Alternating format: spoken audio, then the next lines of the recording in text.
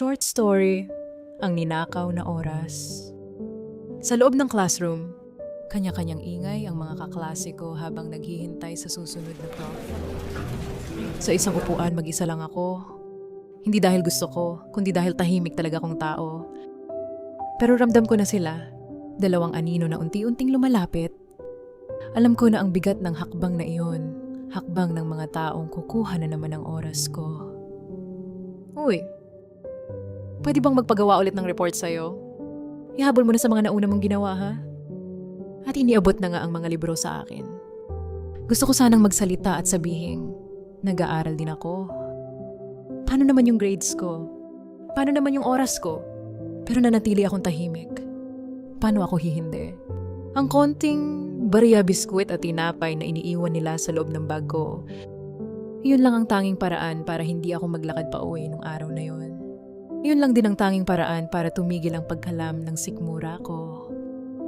Nagsimula ito sa isang maayos na pakiusap nila noon. Ngayon parang naging obligasyon ko na. At hindi lang sila, may ilan ng sumunod na din, na para bang ako ang nag-aaral para sa kanila. Masakit.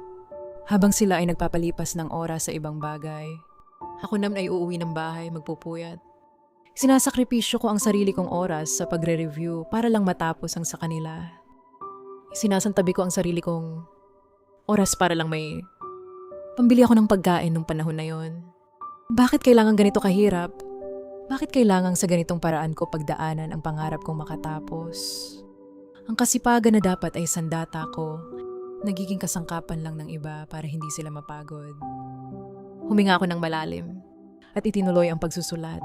Balang araw, hindi na tinapay at biskwit ang halaga ng pagod ko. Balang araw, ang bawat oras na iginugugol ko ay para na sa sarili kong tagumpay at pangarap. Sa ngayon, kakayanin ko muna dahil wala akong choice kundi ang magpatuloy. Mahirap pero ganun talaga ang buhay. Kailangan mong tumawag sa Diyos at humingi ng lakas para kayanin ang darating na bukas.